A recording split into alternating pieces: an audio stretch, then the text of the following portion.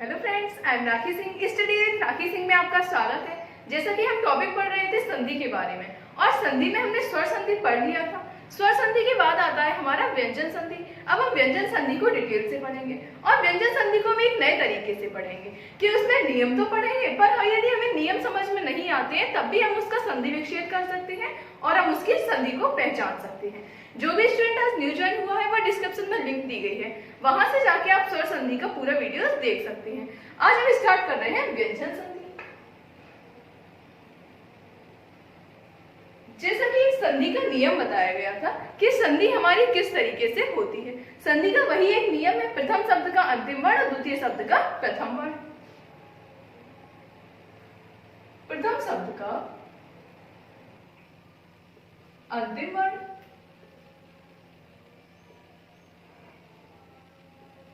धन द्वितीय शब्द का प्रथम वर्ण।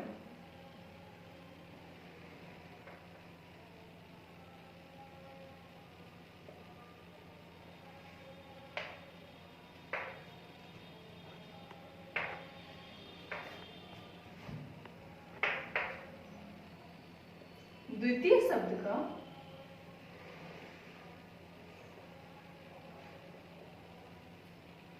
प्रथम वर्ण। इन दोनों के मेल से जो विकार उत्पन्न होता है उसे हम संधि कहते हैं। क्लियर है? यही हमारा स्वर संधि में होता है, यही व्यंजन और विसर्ग संधि में होता है। अब व्यंजन संधि में कौन कौन से वर्ण होंगे? जैसे कि बताया गया था स्वर संधि में इन दोनों वर्णों में से दोनों वर्णों का स्वर होना आवश्यक होता है, परंतु व्यंजन संधि में क्या होगा? दोनों वर्णों में से दोनों व्यंजन तो होंगे, उनके अलावा और कौन कौन से हो सकते हैं? यदि हमारा कोई प्रथम शब्द है, उसका अंतिम वर्ण या तो व्यंजन होना चाहिए, इसी तरीके से यहां भी हमारा व्यंजन होना चाहिए, यानी कि हमारी जो संधि होगी वो व्यंजन और व्यंजन के बीच में होगी, या फिर हमारी संधि व्यंजन और स्वर के बीच में होगी। अब इसके अलावा और क्या हो सकता है? इधर यदि हमारा विसर्ग आ जाता है तो यह हमारी विसर्ग संधि ही होगी, यानी कि यहाँ हमारा विसर्ग नहीं आना चाहिए। अब क्या हो सकता है? यहाँ हमारा स्वर आ सकता है और यहाँ हमारा व्यंजन आ सकता है। जब यहाँ प्रथम शब्द का अंतिम वर्ण हमारा स्वर है और द्वितीय शब्द का प्रथम वर्ण हमारा व्यंजन है, इन दोनों के साथ जो संधि हो रही है वह भी हमारी व्यंजन संधि होती है। क्लियर है? यानी कि हमारे साथ तीन कंडीशन होती है, या तो हमारे दोनों वर्ण व्यंजन हो, या फिर हमारा प्रथम वर्ण व्यंजन द्वितीय वर्ण स्वर हो, या हमारा प्रथम वर्ण स्वर और द्वितीय वर्ण व्यंजन हो। इस तरीके से जो संधि होती है वह हमारी व्यंजन संधि होती है। या फिर हम इसका सीधा एक तरीके से समझ सकते हैं कि जो दोनों वर्ण होते हैं उन दोनों वर्ण में से कोई ना कोई एक वर्ण हमारा व्यंजन होना चाहिए, चाहे दो भी हो तो भी अच्छा, कम से कम एक वर्ण तो व्यंजन होना चाहिए। इस तरीके से व्यंजन संधि है। अब व्यंजन संधि में और क्या आता है? संधि का विच्छेद और हमारा संधि का रूप पूछा जाता है क्या? संधि का नाम नहीं पूछा जाता, क्योंकि व्यंजन संधि का कोई भेद नहीं होता है। सिर्फ इतना पूछा जाता है कि कोई शब्द दिया है, इसमें कौन सी संधि है। जैसे कि स्वर संधि था तो स्वर संधि में उसके भेद भी पूछ लिए जाते थे, परंतु व्यंजन संधि में उसका कोई भेद नहीं होता है, सिर्फ हमें व्यंजन संधि का नाम बताना होता है। अब इसे एक नए तरीके से देखते हैं। जैसा कि आपने पहले पढ़े होंगे व्यंजन संधि को, इसमें आपने नियम पढ़े होंगे कि प्रथम शब्द का अंतिम वर्ण है वह हमारा यह होना चाहिए, इस तरीके से हमारा इसमें परिवर्तित होता है। हम उन नियमों को भी पढ़ेंगे, उसके साथ हम नियमों के अलावा भी हम इसे सॉल्व करेंगे, यानी कि हमारे उदाहरण, यदि हमें नियम नहीं आ रहा है कि यह किसमें परिवर्तित होगा तो भी हम संधि को इजीली सॉल्व कर सकते हैं। अब हम देखते हैं इसके उदाहरण। जैसा कि हमारा उदाहरण है, अब उदाहरणों में हमारा क्या आएगा? उदाहरणों में भी हमारा संधि होगी, यानी कि व्यंजन वर्ण आएगा और हमारा स्वर वर्ण आएगा। अब जैसा कि हमारा पहला उदाहरण है, पहला उदाहरण हम देखते हैं, दिख धन अंबर। इसका हमें संधि करना है। ऋक धन वेद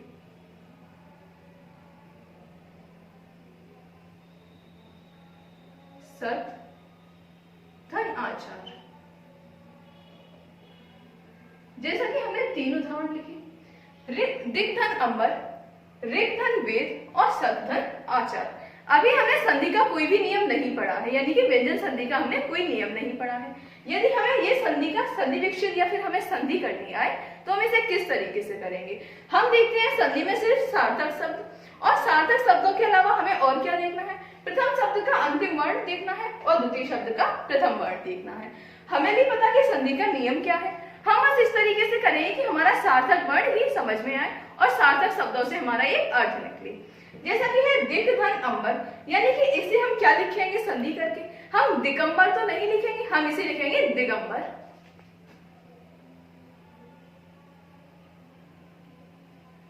दिगंबर। इसी तरीके से हमारा दूसरा वर्ण है ऋक धन वेद। ऋग्वेद तो नहीं होता है, सही सार्थक शब्द होता है ऋग्वेद।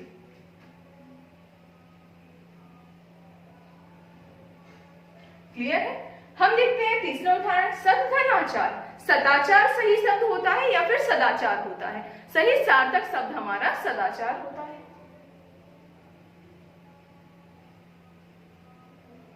क्लियर है। इस तरीके से हमें जो वर्ड दिए गए थे उसका हमने आसानी से संधि कर लिया।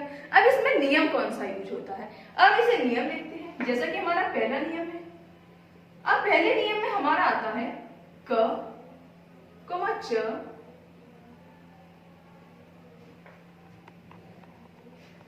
क, च, ट, त, प।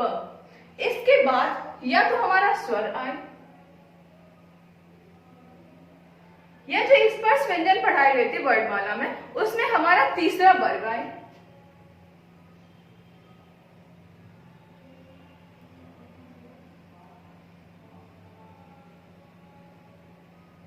या हमारा चौथा वर्ग आए।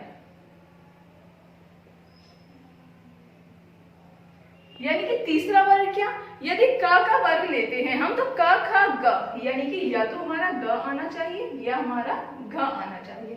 इसी तरीके से च वर्ग में हम लेते हैं च छ ज, और च छ ज के बाद या फिर हमारा झ आना चाहिए। इस तरीके से हमारा तृतीय वर्ग के सभी वर्ण आने चाहिए या फिर चतुर्थ वर्ग के सभी वर्ण आने चाहिए। क्लियर है। तो हमारा परिवर्तन किस तरीके से होता है, अब देखिए हमने देखा प्रथम वर्ग में हमारा क च ट त प आया, द्वितीय वर्ग में हमारा स्वर आ गया। अब इसका हमारा परिवर्तन क्या हुआ, प्रथम वर्ग का तीसरे में परिवर्तन हो गया, यानी कि प्रथम वर्ण जो था उसका हमारा तीसरे में परिवर्तन हो गया। अब इसे हम लिख लेते हैं, यदि हमारा इस तरीके से वर्ण आते हैं और उसके बाद हमारा या तो स्वर आए या तीसरा वर्ग आए या चौथा वर्ग आए, तो इसका परिवर्तन हमारा तीसरे में हो जाता है। कि क है तो हमारा ग में परिवर्तन हो जाएगा, उसके अलावा हमारा तीसरे में परिवर्तन हो जाता है।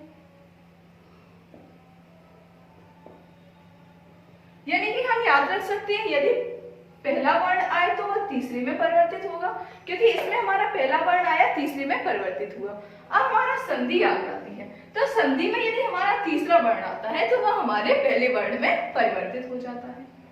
क्लियर है। हमें सिर्फ इतना याद रखना है कि पहला वर्ण तीसरे वर्ण में परिवर्तित होगा, तीसरा वर्ण हमारा पहले वर्ण में परिवर्तित होगा। अब जैसा कि हमने संधि किया हुआ था, इसे हम चेक कर लेते हैं। ऋक धन वेद, ऋग्वेद का हमने किया था ऋग्वेद, यानी का हमारा गा हुआ, पहला वर्ण हमारा तीसरे वर्ण में परिवर्तित हो गया। अगला उदाहरण जैसा कि था सत धन आचार, ता का हमारा तीसरा वर्ण क्या होता है, त थ द, यानी कि पहला वर्ण हमारा तीसरे वर्ण में परिवर्तित हो गया। अब इसका हम देखते हैं संधि विच्छेद।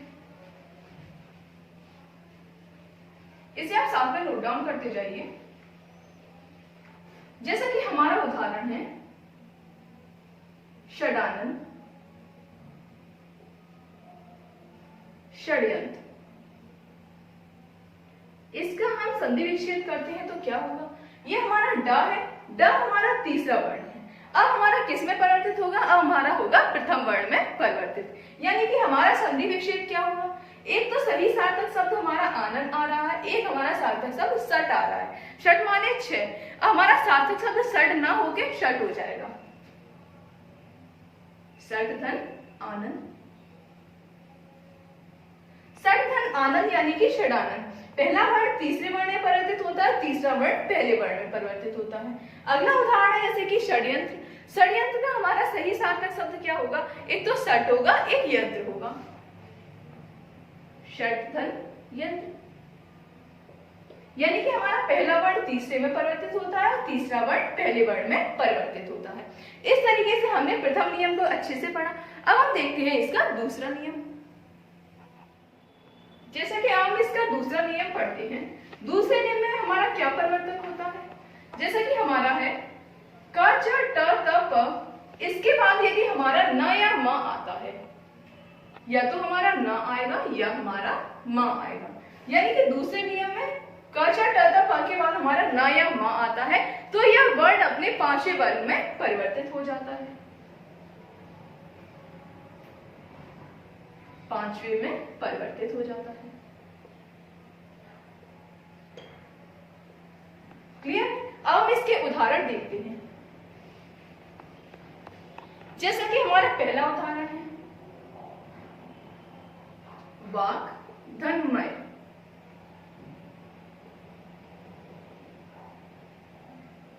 दिग्धन नारी, सतधन आनंद,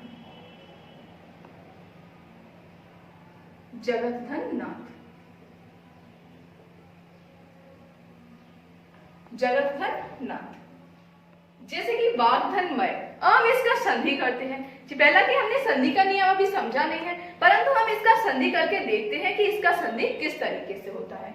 यदि हम वाग्धनमय का संधि करते हैं तो हमारा सही सार्थक शब्द क्या होगा? सार्थक शब्द हमारा वाक्मय तो नहीं होगा, सही सार्थक शब्द हमारा वाणमय होता है, यानी कि वाणमय, ये हमारा सही सार्थक शब्द होता है। अगला है जैसे हमारा दिग्धन नारी, दिन नारी का सही सार्थक शब्द हमारा क्या होता है? दिन नारी।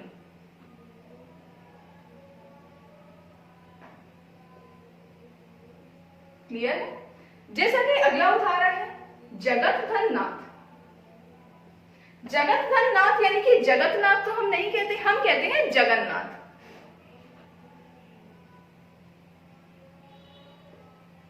जगन्नाथ। और जैसा कि हमने देखा यह हमारा व्यंजन वर्ण है, यहाँ हमारा स्वर वर्ण है, यानी हमारी व्यंजन संधि है। इसमें भी हमारा यहाँ व्यंजन वर्ण है यानी कि व्यंजन संधि है। तीसरे उदाहरण में भी व्यंजन वर्ण है यानी कि हमारी व्यंजन संधि है। कि यदि हमें उदाहरण नहीं समझ, नियम हमें नहीं समझ में आता है या फिर नियम का हमें ज्ञान नहीं है, तब भी हम संधि को आराम से कर सकते हैं, उसका संधि का नाम भी बता सकते हैं। अब इसका नियम समझते हैं कि ये जो हमारा परिवर्तन होता है वो किस तरीके से होता है। जैसा कि बताया गया था कि क च ट त प के बाद न या म आता है। अब हमने देखा क के बाद हमारा म आया तो यह अपने पांचवें रूप में परिवर्तित हो जाता है। अब पांचवा का पांचवा वर्ण क्या होता है? क ख ग घ ण, यानी क हमारा न में परिवर्तित हो गया। इस तरीके से यह हमारा पूरा नियम संतुष्ट होता है। हमें नियम याद नहीं करना है, नियम हम सिर्फ समझते हैं कि यह परिवर्तन हमारा जो क से ण आया ये किस तरीके से आया। नियम से अच्छा है कि हम उनके सार्थक शब्दों का ज्ञान रखें कि जो हमारा सही शब्द लिखा है वह क्या होता है। जैसे कि दूसरा उदाहरण है, इसमें भी हमारा क आया। अब क के बाद न आते हुए म न आते हुए हमारा न आया। क के बाद यदि हमारा न आता है तो हमारे पांचवें वर्ण में परिवर्तित होता है। क के बाद हमारा न आया और हमारा ये पांचवा वर्ण आया, क के बाद पांचवा वर्ण हमारा ण आता है। अगला उदाहरण जैसे जगतधन नाथ। अब हमें क्या देखना है? त का पांचवा वर्ण क्या होगा? त था द ध न, यानी कि त का पांचवा वर्ण हमारा न होता है। इस तरीके से हमारे संधि के पूरे नियम भी संतुष्ट हो रहे हैं और हमने बिना नियमों के भी संधि और संधि विच्छेद को आसानी से समझ लिया है। इस तरीके से हमारी क्लास यही समाप्त होती है। यदि वीडियो अच्छा लगा हो तो वीडियो को लाइक और चैनल को सब्सक्राइब करना मत भूलिए। Thanks for watching.